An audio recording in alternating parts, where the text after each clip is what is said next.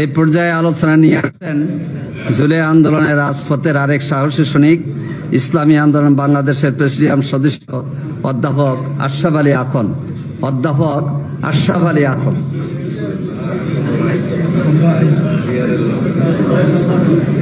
আসসালামু আলাইকুম ওয়া রাহমাতুল্লাহি ওয়া বারাকাতুহু। নাহমাদু ওয়া নুসাল্লি আলা রাসূলিল কারীম, আম্মা বাদ।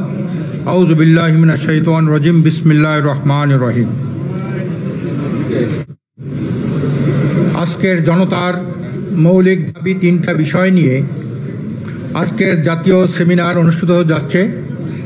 আমি ধন্যবাদ জানাই জাতীয় সেমিনারের সভাপতি, ধন্যবাদ জানাই আজকের সভার প্রধান অতিথি, ধন্যবাদ জানাই যিনি প্রবন্ধ উপস্থাপন করেছেন, ধন্যবাদ জানাই সংগ্রামী ভাইরা আমার। দেশ স্বাধীন হয়েছে 54 বছর। 54 বছরের মধ্যে দেশে অনেক নেতার পরিবর্তন হয়েছে, দফার পরিবর্তন হয়েছে, বাংলার অনেক রূপের পরিবর্তন হয়েছে, অনেক সরকার কাঠামোর পরিবর্তন হয়েছে। আমরা সোনার বাংলা, সবুজ বাংলা, নতুন বাংলা বহুত কিছু দেখেছি। সংসদীয় পদ্ধতি সরকার দেখেছি, প্রেসিডেন্সিয়াল পদ্ধতি সরকার দেখেছি, মার্শাল্লাহ সরকার দেখেছি, তত্ত্বাবধায়ক সরকার দেখেছি, সেনা শাসিত তত্ত্বাবধায়ক সরকার আমরা দেখেছি, এখন অন্তর্বর্তী সরকার দেখছি। আর কি রূপের শেষ নাই, কিন্তু জনগণের ভাগ্যের কোনো পরিবর্তন আসলো না। 53 বছরে বাংলাদেশটাকে তারা ক্ষমতায় ছিল, একটা কলঙ্কিত রাষ্ট্রে পরিণত করেছে। দুর্নীতিতে 5 বার বিশ্ব চ্যাম্পিয়ন হয় একটা দেশ। এইটা মানুষ কামনা করে? দেশে এত বুদ্ধিজীবী, এত কোর্ট কাছারি, আইনবিদ, শিক্ষাবিদ, প্রশাসনিক কত কিছু আছে, এর মধ্যে 5 বার বিশ্ব দুর্নীতি চ্যাম্পিয়ন। এটা আমরা ঐতিহ্য সূত্রে পেয়েছি।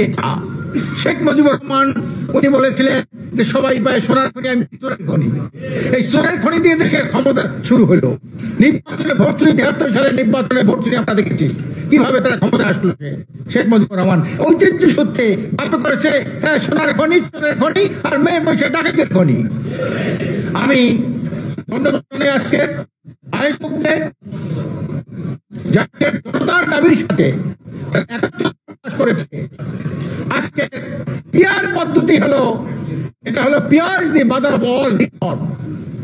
আজকে সংস্কার, গতকালকে আমি ডক্টর ইনসাফকে বলছি, আপনি যত কিছু সংস্কার করেন, একটা সুষ্ঠু নির্বাচন দিতে যদি আমি না পারেন, তাহলে কিন্তু গণঅভ্যুত্থান যদি ব্যর্থ হয়ে যায়, বড় বিপ্লবের ডাক দেওয়া হবে। কতটা ঘটনা করছে পিয়ার পদ্ধতি আমরা উঠাইলাম। 31টা দলের মধ্যে 26টা দলের প্রথম পিয়ার ছিল। পিয়ার কথা পারলো না, আনলোই না। সংস্কার কমিশনের প্রধান ডক্টর বদরুল আলম, আমি বললাম 26টা দল পিয়ারের পক্ষে, আপনি বিষয়টা আনেন না কেন? উনি বলেন আমাদের উপরে চাপ আছে। চাপটা কোথেকে আসলো? যখন দেখা গেল তারা ক্ষমতা আছে, এই ভাবনা কথা বলে। আমি পরিষ্কার বলি, নির্বাচন আগে কে ক্ষমতায় যাবে না যাবে এটা নির্ধারণ করার ক্ষমতা আপনাদের নাই, রাখতে পারেন না। আর বড় দলের পরিষ্কার বলতেছি, কোন ব্যক্তি এখানে আছেন, আপনি জানেন বড় দল বলতে কোন অস্তিত্ব থাকে না।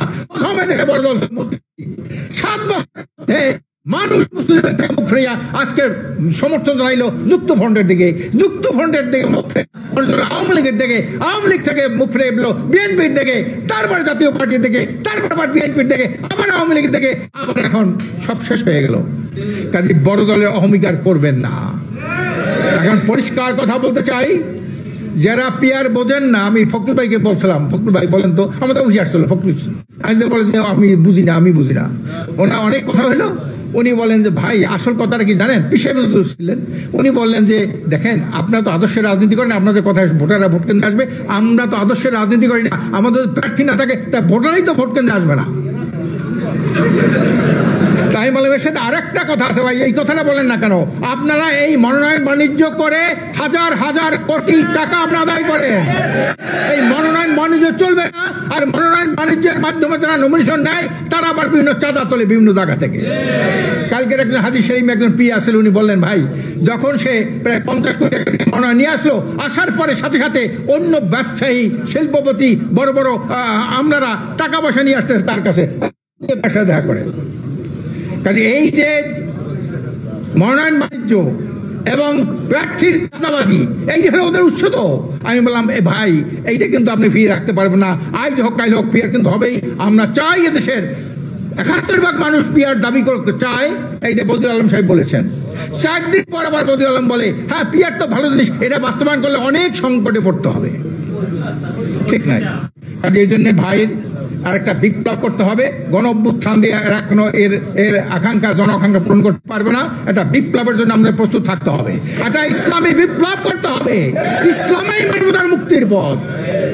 ইসলাম দুর্নীতি দুঃশাসন মুক্ত একটি কল্যাণ রাষ্ট্র প্রতিষ্ঠার পথ হলো ইসলামী বিপ্লব। আমি গতকালকে বলছি, সাহেবকে সাংবাদিক সামনে বলছি যে অভ্যুত্থান ব্যর্থ হলে একটা বিপ্লবের প্রস্তুতি নেওয়ার জন্য আমরা জনগণকে আমরা আহ্বান জানাচ্ছি এবং আগামী দিনে বিপ্লবের সেই সবল করার জন্য আমরা সবাই ঐক্যবদ্ধভাবে আজকে সমস্ত ইসলামী দলগুলো ঐক্যবদ্ধ হয়েছি, দেশপ্রেমী দল ঐক্যবদ্ধ হয়েছি।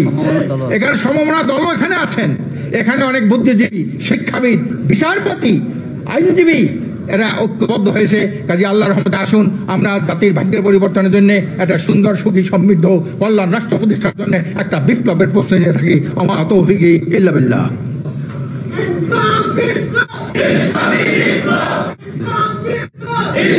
আলহামদুলিল্লাহ।